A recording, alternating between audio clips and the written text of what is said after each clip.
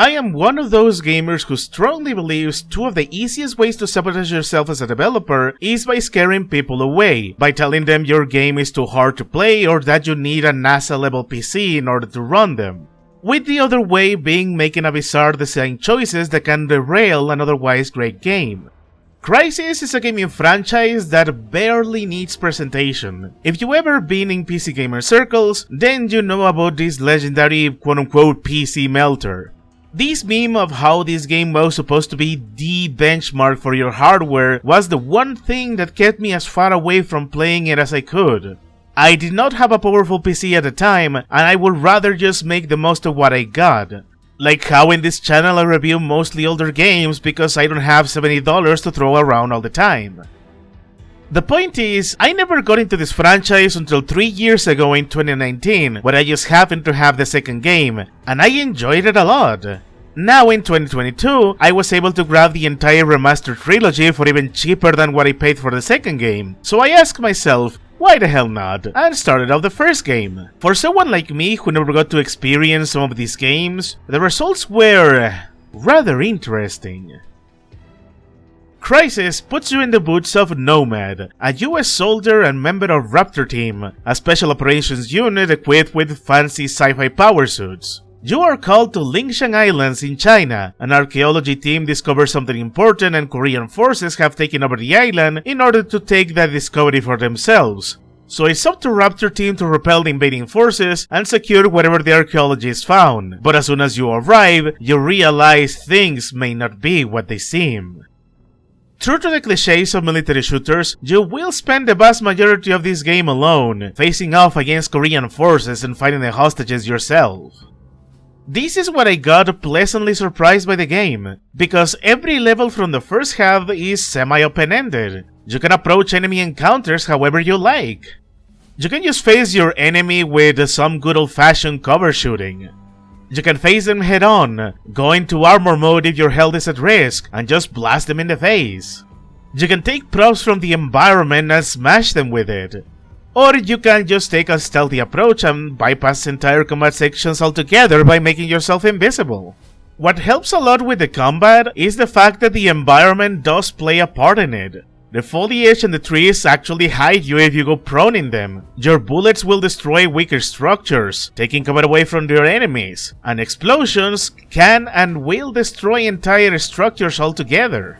It's not the deepest kind of gameplay, but it offers a kind of freedom that I've come to appreciate over the years. It helps that the guns do pack a punch. It feels very satisfying whenever you kill an enemy and see them ragdoll according to where you shot them from. And in the case of the shotgun, it feels amazing when you send enemy soldiers flying after a well-placed blast. Things begin to spice up later in the game when vehicles come into play. Most of them being set in an open environment where you can drive to your objective, or you can take the scenic route and go on foot. It really amazed me to see how I was bypassing entire shooting segments by choosing to just drive. And when the game starts throwing other cars and helicopters at you, it makes for a fun little challenge. Since your vehicles don't regenerate damage, you have to avoid taking as much hits as possible while making the most out of your turret. And later on, the mayhem escalates to awesome levels when you get to command an entire tank and have an intense battle with the enemy force. And because again, the levels are semi-open, you don't even feel any restriction. This leaves a lot of room for improvisation, and anyone who follows this channel knows I am a big sucker for gameplay that lets you adapt and overcome. But because this is an older game, it does come with its fair share of jank. Jank that seems to have slipped past the remastering. But then again, this particular remaster didn't exactly launch in the best of conditions. There were instances where for one reason or another, my armor mode got quickly destroyed and my face got blasted. The third-person camera for vehicles is amazing for fighting the helicopters, but at a certain point it clips through the ground and it makes vehicular combat a little harder than it should be. Stealth is great, but because it's even more undercooked than in Crysis 2, it means if you get detected, every single enemy is going to come after you. So all the effort you made to bypass enemy encounters is rendered moot when enemies come after you from the other end of the map.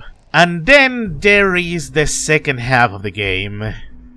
I'm keeping the spoilers to a minimum because that's always going to be a personal policy with some of my reviews, but I do need to make a bit of an exception to talk about the second half of this game, because it's a lot more linear, and while it is far from terrible, it starts to highlight the jank of this game, almost to the point that it kinda blows the wind out of the sails from the entire experience. Because in this second half, the semi-competent enemy soldiers get replaced with bullet spongy flying enemies. Remember how I said the weapon feel like they pack a punch? All that satisfying sensation dies in the second half. It's supposed to be very climactic, very end-of-the-world-ish, but instead it just feels like padding, especially when these enemies can mercilessly spam damage at you before you even get a chance to regenerate your health or your energy. Adding a boss fight that bugged out on me so hard that it blue screened my computer, and it's safe to say the second half of the game nearly ruined the entire experience permanently.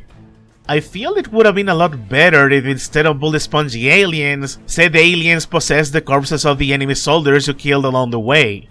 It will be a risking of things in theory, but at the very least it will keep the open-ended combat and navigation consistent. And you know they regretted that design choice since the aliens in Crysis 2 are more humanoid and a lot more fun to fight.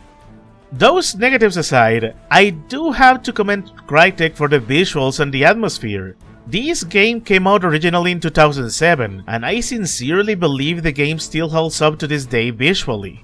It's one of those ahead of their time cases. Thankfully, this level of visual fidelity became a lot more common in the industry as the years went by, so there is no real shortage of eye candy. I also really appreciate the pacing of the first half of the game a lot. After all the combat and driving around, the game still gives you its small moments of quiet time to let you digest the craziness that you went through earlier and to prepare you for whatever combat scenario is next. I appreciate atmosphere a lot in games, so this game certainly delivered on that end. Of course, I also don't want to forget one more detail I really like. Nomad actually speaks in this game. Sure, he's not exactly the most remarkable game protagonist, but a voice character goes a long way if your first-person game has in-game story and cutscenes. It's a lot easier to get invested in the story when my player character actually has something to say and has reactions to the world around him. The best part is, Nomad is not too talkative, but he will speak up when necessary. It was again a pleasant surprise, and this only makes me wish Alcatraz had a speaking role in the second game, but alas. In general, I believe Crysis is a good game, a bit janky at times, and that second half really blows the wind out of its sails, but I do think it's worth experiencing at least once. At the very least, it makes me happy how today Crytek has prevailed. They faced a lot of hardship in spite of making a name for themselves with this franchise. They never really managed to get it quite smooth, until now at least. That's why I am giving Crysis Remastered a passable but decent 7 out of 10. I am glad I got to experience a bit of gaming history, and since I got the whole trilogy, I might just check the third game just for the sake of closure. This will also gonna be a hot take, but after playing this, I still believe Crysis 2 is the better game. If anything, at the very least that game stays consistent with the gameplay, and it helps that they took some of what they learned from this game. I do have a feeling this is a very unpopular opinion, but I am sticking to it.